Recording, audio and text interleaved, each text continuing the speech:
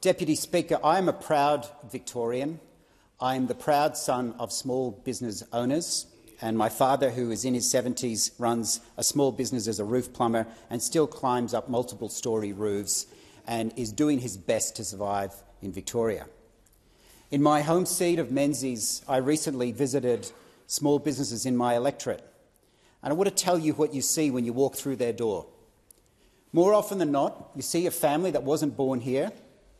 You see a family that is first in, last to leave, pays their staff first and them last, that are struggling under the crippling weight of excessive taxes in Victoria, are paying record energy bills with gas up 26%, electricity up 18%, and when you compound that over many years, I walked into one dry cleaner who said, my gas bill is 6 times what it used to be. 6 times. And in the corner, you'll often see their children doing homework, trying to have a better life. Because that's what small business is about. Small business is about a bet on your family, on your future, and a bet on Australia.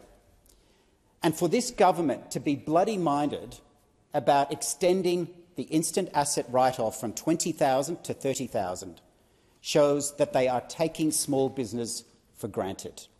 And they are taking, in my home state of Victoria, migrant families for granted.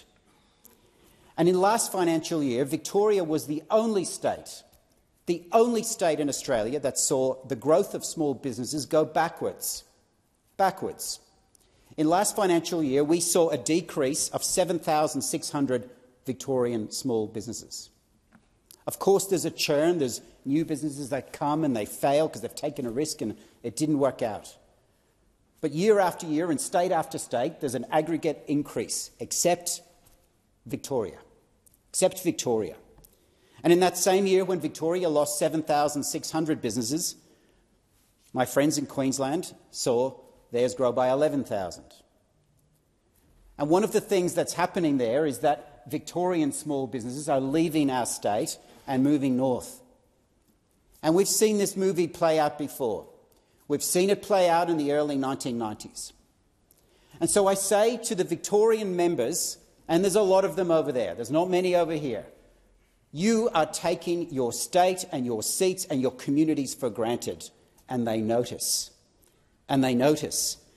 Victorian small business owners are on their knees. They need you, and they need this small increase. It's not much. It's an extra bit of equipment, a second-hand van, a new coffee machine, a folding press. And I want to give an example. I spoke to a small business in my electorate called Fratelli Engineering, a proud Italian family-run business in Box Hill North. And they have employed many people, including people who are learning their trades. They're teaching them, they're taking that risk and taking that bet on them growing their business. And they're not only bearing the brunt of increased costs, increased taxes, but they're trying desperately to compete with the almighty weight of the state and the huge infrastructure costs that come with it. They're trying to compete with people who are earning over $200,000 holding a sign on union construction sites, and they can't. But we know when those construction projects are finished, the small business is gone. It may have gone to Queensland or it may disappear forever. We can't continuously fund Victorian employment through big state construction projects. We can't continuously fund all of the areas we need in the care economy if we're just going to rely on the state to generate employment. Victoria needs you. Victorian small business needs you. And for the migrant families in my electorate, including many from the Chinese community who had an expo on the weekend, and I want to single out Laura Quinn and Aaron Quinn from AusFocus, who ran that on the weekend. I spoke to those small business members, and they feel like they're being taken for granted.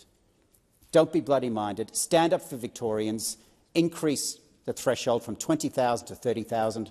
They need it, and they need it in Victoria more than ever.